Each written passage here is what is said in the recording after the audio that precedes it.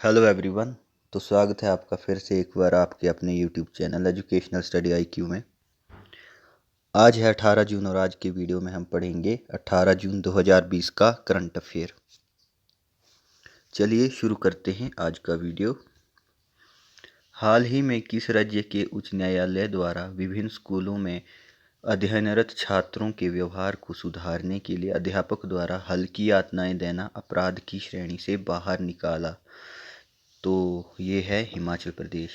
आपने कल देखा होगा विभिन्न सोशल मीडियाज़ और न्यूज़पेपर पे ये खबर काफ़ी हाईलाइट करके दर्शाई गई थी कि अगर स्कूल में छात्र दुर्व्यवहार करते हैं और उसको सुधारने के लिए अध्यापक उनको छोटी मोटी यातनाएं देता है, छोटी मोटी सज़ा देता है, तो वह अपराध नहीं माना जाएगा।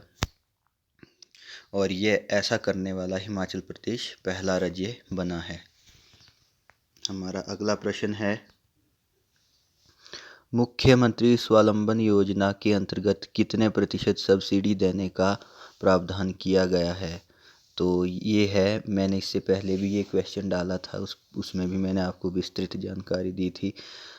अब इसमें ये क्वेश्चन है कि कितने प्रतिशत किसको सब्सिडी दी जाएगी। तो इसमें जो विधवाएं हैं सबसे ज़्यादा उन्हें दी जाएगी 35%, महिलाएं जो हैं उनको 30% और युवाओं को 25% यह सब्सिडी दी जाएगी। इम्पॉर्टेंट क्वेश्चन है, ध्यान में रखिएगा फ्रेंड्स।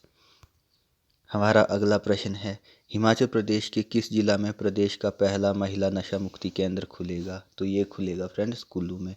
देखिए, आपने युवाओं के लिए तो नशा मुक्ति केंद्र सुने होंगे, लेकिन आज हिमाचल में ये स्थिति बन गई है कि हिमाचल में भी महिला नशा मुक्ति केंद्र खोलना पड़ रहा है, तो ये कुल्लू में खोला जाएगा। हमारा अगला प्रश्न है, हिमाचल प्रदेश के किन दो जिलों की सीमाएं चीन के साथ लगती हैं? लाहौल स्पीति तथा किन्नौर। तो ये फ्रेंड्स, आजकल आपको पता है भारत और चीन में काफ़ी तानातानी बनी हुई है। कल ही आपने देखा कि हमारे 20 सैनिक शहीद हुए हैं और तकरीबन 45 के करीब उनके भी या तो घायल हुए हैं या तो मारे गए हैं। तो तभी ये सुर्खियों में है क्वेश्चन। हमारे हिमाचल प्रदेश को भी हाई अलर्ट पर रखा गया है। तकरीबन 152 के करीब हमारी सीमा उनके साथ लगती है।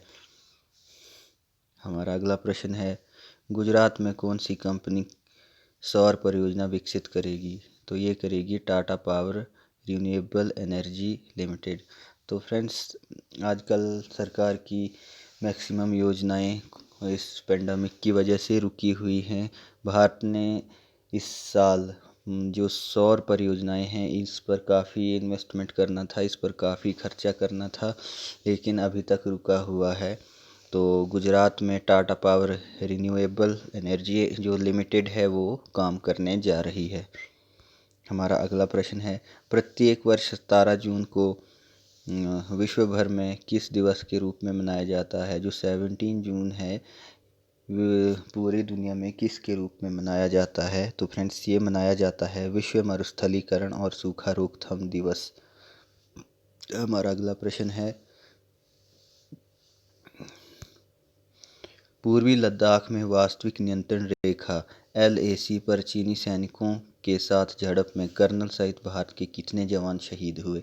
तो फ्रेंड्स, परसों रात जो भारतीय सैनिकों की झड़प चीनी सैनिकों के साथ हुई थी उसमें भारत के करीब 20 सैनिक शहादत को प्राप्त हुए, लेकिन भारत ने भी तकरीबन उनके 45 जवानों को या तो मार डाला है या तो बुरे तरीके से घायल कर दिया है।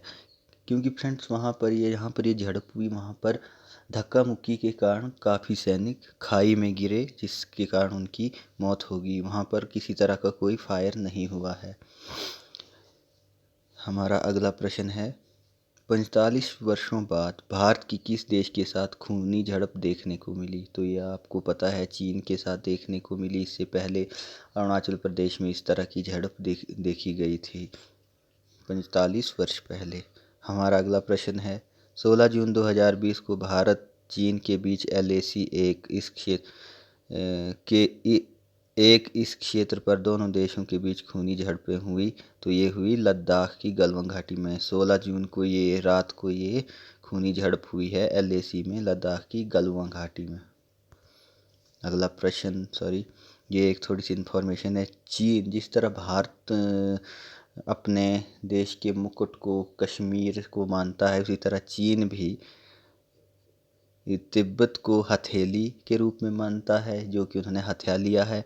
और लद्दाख, सिक्किम, नेपाल, भूटान और अरुणाचल प्रदेश को उसकी 5 उंगलियां मानता है और उसको हथियाने में हमेशा जुटा रहता है, तत्पर है।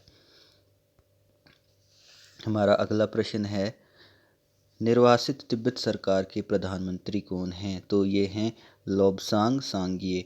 तो ये सुर्खियों में इसलिए हैं क्योंकि फ्रेंड्स आज कल इन्होंने एक स्पीच में कहा है कि हम चीन द्वारा किए गए इस कृत्य की घोर निंदा करते हैं, जो कि हमारे 20 सैनिक वहाँ पर मारे गए हैं। चीन की ये सोची समझी चाल थी, कुछ इस तरह के शब्द थे उनके। हमारा अगला प्रश्न है, वार्षिक विश्व प्रतिस्पर्धात्मक सूचकांक WCI रैंकिंग में भारत को कौन सा स्थान प्राप्त हुआ?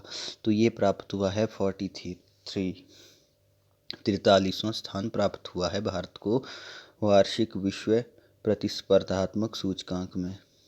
हमारा अगला प्रश्न है, किस भुगतान बैंक ने MSMES के कार्यबल के लिए सुरक्षा वेतन खाता शुरू किया है?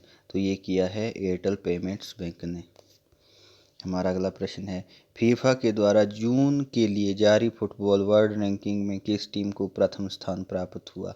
तो ये फीफा ने जून में अब एक वर्ल्ड रैंकिंग रिपोर्ट जारी की है, जिसमें फ्रांस को पहला स्थान प्राप्त हुआ है। हमारा अगला प्रश्न है, किस भुगतान बैंक ने MSMES के कार्यबल के लिए सुरक्षा वेतन खाता शुरू किया? तो ये किया है एयरटेल पेमेंट्स बैंक। अगला प्रश्न है, नीति आयोग ने महिला उद्यमिता मंच WEP को बढ़ावा देने के लिए किस बॉलीवुड व्यक्तित्व को नामित किया था? और नीति आयोग ने ब्रांड एम्बेसडर बनाने था इनको उद्यमिता मंच का, लेकिन इन्होंने अभी हाल ही में सुसाइड कर लिया है। ये हैं सुशांत सिंह राजपूत। तो फ्रेंड्स, ये था आज का हमारा अंतिम प्रश्न।